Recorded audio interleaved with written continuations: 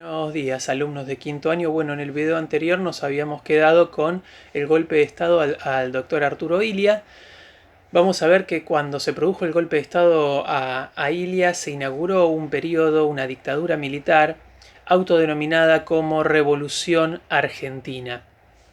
Durante esos años, durante los años que gobierna esta dictadura militar, gobiernan tres presidentes militares. El primero es Juan Carlos Onganía. No sé si ustedes lo recordarán, que lo habíamos mencionado en el conflicto entre los azules y los colorados. Onganía era el líder del movimiento, de la agrupación de los azules, que proponían la proscripción del peronismo, pero un llamado a elecciones. Bueno, ahí vamos a ver lo cambiante que era la historia argentina, que después de un tiempo, este general, que ya era un general que había pasado a retiro, vamos a ver que termina organizando un golpe de Estado digamos, termina inaugurando una dictadura militar, lo que era algo contrario a lo que pensaba él años antes. Juan Carlos Onganía gobernó entre 1966 y 1969 dentro de este gobierno militar denominado Revolución Argentina. Vamos a ver que durante su gobierno, en el año 1969, se inicia una serie de grandes protestas sociales. Vamos a ver que él había intervenido gremios y sindicatos, sobre todo en el que estaban nucleados o liderados por personajes del ámbito, digamos, de ideología peronista. Y vamos a ver que durante su gobierno se producen dos graves acontecimientos. Uno fue digamos, el que es conocido como la Noche de los Bastones Largos, que es una fuerte represión en las universidades, sobre todo universidades que orientaban su carrera sobre todo relacionado al ámbito social, y vamos a ver que ahí hay una fuerte represión contra alumnos y contra algunos profesores. Hay detenciones, digamos, terminan golpeándolos, los terminan apresando. Ese acontecimiento es conocido como la Noche de los Bastones Largos. También vamos a ver que durante la gestión de Onganía se produjo lo que conocemos comúnmente como el Cordobazo. Es un ciclo de grandes manifestaciones que duraron algunas semanas en la capital de Córdoba, y vamos a ver que más que nada son huelgas de universitarios, pero también de obreros industriales del complejo industrial de Córdoba, que protestaban fundamentalmente porque el gobierno había intervenido los sindicatos, porque se habían intervenido estas universidades, y tras esa serie de huelgas, muchos de estos manifestantes terminaron siendo apresados, terminaron siendo torturados, y vamos a ver que el gobierno de Onganía cae en un gran desprestigio después de estas medidas. El resto de los militares le va a ir quitando su apoyo, y prácticamente en 1969 es que piden su retiro. Cuando se produjo, digamos, este retiro de Onganía, quien asume el poder es Roberto Livingston. Livingston gobierna entre 1969 y 1971, y durante, digamos, su breve periodo de gobierno dentro de esta dictadura militar llamada Revolución Argentina, vamos a ver que se inician los primeros actos guerrilleros en la Argentina. ¿Y qué era la guerrilla? La guerrilla eran agrupaciones que querían llegar al poder por medio de la lucha armada. Por este motivo, para ir consiguiendo armamento, hacían o digamos tenían acciones delictivas. Por ejemplo, secuestraban personas, robaban bancos, todo tipo de actividades delictivas como para ir consiguiendo dinero y comprar armamento. Estos grupos guerrilleros, vamos a ver que se van a ir formando entre finales de los años 60 y principios de la década del 70, y en 1970 una de estas agrupaciones guerrilleras, una de estas agrupaciones que era Montoneros, por ejemplo, después vamos a nombrar bien cuáles eran todas, pero una de estas agrupaciones, que era tal vez la más grande, decide secuestrar, improvisar una especie de juicio, pero que en realidad carecía de validez, y terminan asesinando al presidente militar que había asumido un tiempo después de que Perón había sido removido del cargo en el año 55. ¿De quién estoy hablando? Estoy hablando de Pedro Eugenio Aramburu. Aramburu, si ustedes lo recordarán, comenzó a gobernar, era un militar que comenzó a gobernar dentro de la Revolución Libertadora en 1955, luego de la retirada de Lonardi. Aramburu fue quien impulsó la serie de medidas de desperonizar el país, quien había impulsado la proscripción del peronismo, bueno, y fue este militar ya retirado quien fue secuestrado, lo tuvieron, digamos, cautivo un tiempo y luego de un tiempo en este juicio improvisado lo terminaron asesinando.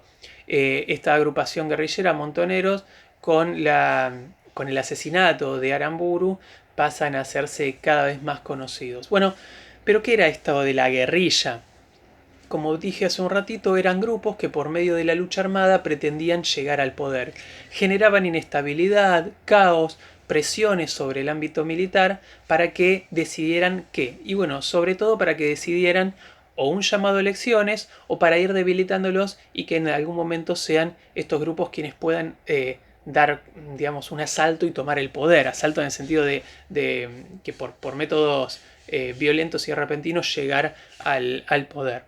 Dentro de las filas de estas agrupaciones guerrilleras había de todo un poco, había jóvenes que realmente tenían ideales de querer cambiar las cosas, pero también había gente, había digamos, personajes que luego terminaron pactando con algunos militares, que terminaron negociando y entregando a algunos de sus mismos compañeros, digamos. Entonces vamos a ver que dentro de estos grupos guerrilleros había una particularidad. La particularidad era que decían ser comunistas, pero también peronistas. Si nos ponemos a pensar, el peronismo nunca fue comunista. Vamos a ver que, por ejemplo, los principales grupos guerrilleros de esa época eran las Fuerzas Armadas Peronistas, las Fuerzas Armadas Revolucionarias. Las Fuerzas Armadas Peronistas eran peronistas y comunistas, las Fuerzas Armadas Revolucionarias que decían ser solamente comunistas, el Ejército Revolucionario del Pueblo, ERP, que decía ser solo comunista, y tal vez el más grande, Montoneros, que decía ser peronista y también comunista. Tal vez de estas agrupaciones guerrilleras los más grandes eran el ERP, el Ejército Revolucionario del Pueblo, y Montoneros. Por todos estos atentados, que era constante, por ejemplo, el asesinato de políticos, de economistas, de empresarios, el secuestro de economistas, de empresarios, las bombas en las casas de militares, fue por todo este accionar de estos grupos guerrilleros que Livingston en el año 1971 decidió renunciar. Cuando renuncia Livingston, asume el poder Alejandro Agustín Lanusse. Vamos a ver que Lanusse gobierna entre 1971 y 1973. Durante su gobierno se recrudece la actividad de los grupos guerrilleros, cada vez era más frecuente los atentados sobre diferentes digamos, personajes que habían formado parte del ámbito político, económico, empresarial, e inclusive el sector militar estaba también bastante vulnerable, era algo a la orden del día, prácticamente 2 o 3 veces por semana, o inclusive casi todos los días ponían bombas o en las viviendas particulares de algunos de estos militares, o en el mismo auto personal, y de esta manera vamos a ver que llega un punto donde este gobierno militar decidió acceder a ciertas presiones que imponían estos grupos guerrilleros, que era fundamentalmente un llamado a elecciones. Por lo tanto, Lanusse permitió que para 1973, primero anunció que iba a haber elecciones y luego permitió que podía participar el peronismo. De esta manera, después de un montón de años, las Fuerzas Armadas, o sea, los militares, permitían que el peronismo pudiera participar. Pero había una trampa para que no llegara Perón como candidato. Lanuse había establecido una denominada cláusula que se conoció comúnmente como la cláusula de los 100 días y decía algo así como que los que sean candidatos a presidente y vice respectivamente debían haber permanecido por lo menos en el país los últimos 100 días previos a la elección. Como la elección se anunció, digamos, en poco tiempo, Perón no le daban, digamos, los tiempos como para regresar al país porque ya habían pasado gran parte de esos días. Y de esa manera el peronismo no pudo participar con Perón como candidato.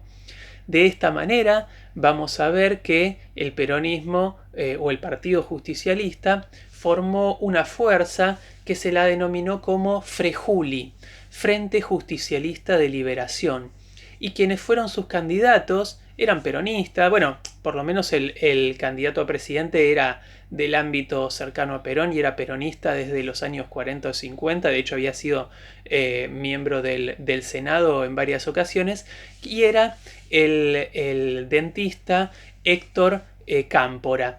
Su compañero de fórmula era el antiguo conservador, ahora convertido en peronista, Vicente Solano Lima. De esa manera, en 1973 hay elecciones y vamos a ver que triunfa la fórmula Cámpora-Solano-Lima, aunque el eslogan de campaña o la frase que decían por lo general los que apoyaron esta fuerza era Cámpora al gobierno, Perón al poder, haciendo referencia a que la mayoría de las decisiones políticas las terminaría tomando Perón. Bueno, de esa manera se inicia así una nueva etapa que es a la que se la conoce comúnmente como el tercer peronismo.